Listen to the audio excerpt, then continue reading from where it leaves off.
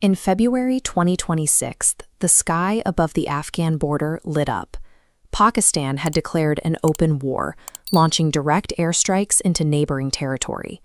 Historically, when a Pakistani defense minister announces that the country's patience has run out, the assumed target is India. But the bombs were falling on the Afghan Taliban, and the cost was paid by civilians. On March 16th, during the month of Ramadan, an airstrike hit the Omid Addiction Treatment Hospital near Kabul, killing an estimated 400 people, including children. Decades earlier, the ISI, Pakistan's own intelligence agency, supplied the weapons, training, and funding to build this exact same militant group. Just 5 years ago, in 2021, Pakistan's leadership publicly celebrated the Taliban taking control of Kabul, describing it as a moment where Afghans had finally broken the chains of slavery.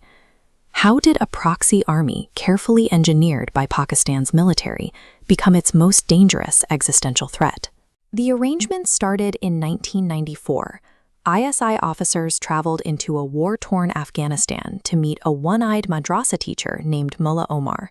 They offered him a deal: take control of the country and follow Pakistan's directives. The logic of strategic depth is laid out here. Fearing a two-front war with India to the east, Pakistan's military sought to push its influence westward into Afghanistan, establishing a friendly buffer state to protect its rear flank. To execute this plan, the ISI sent oil, money, and weapons. Religious schools inside Pakistan became the primary recruitment centers, supplying thousands of fighters who helped the Taliban capture Kabul by 1996.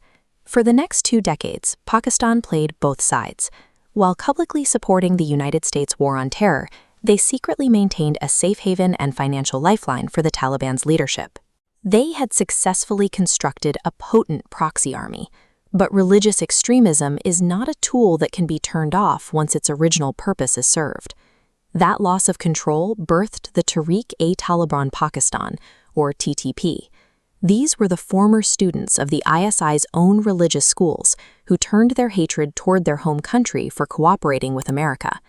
The TTP shares the Afghan Taliban's ideology, but their specific goal is to overthrow the government in Islamabad to impose Sharia law. By 2025, their violent campaign had caused over 4,000 terrorism-related deaths in Pakistan in a single year. The brutality of this blowback peaked in December 2014, when TTP gunmen entered classrooms at the Army Public School in Peshawar, killing 132 children. Faced with escalating attacks, Pakistan issued an ultimatum to their old allies in Kabul: crush the TTP or face the consequences.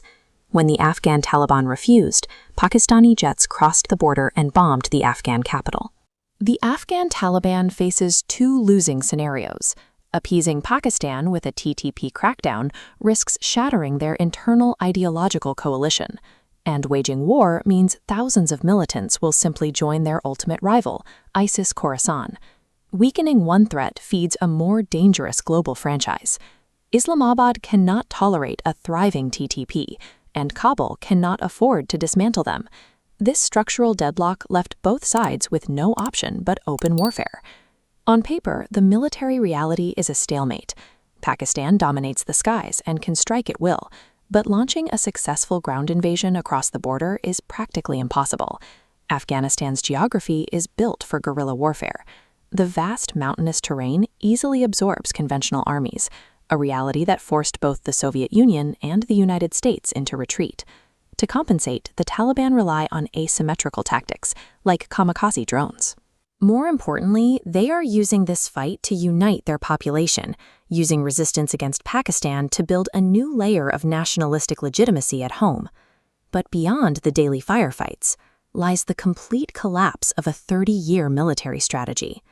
Pakistan built its proxy force specifically to keep Indian influence out of Afghanistan.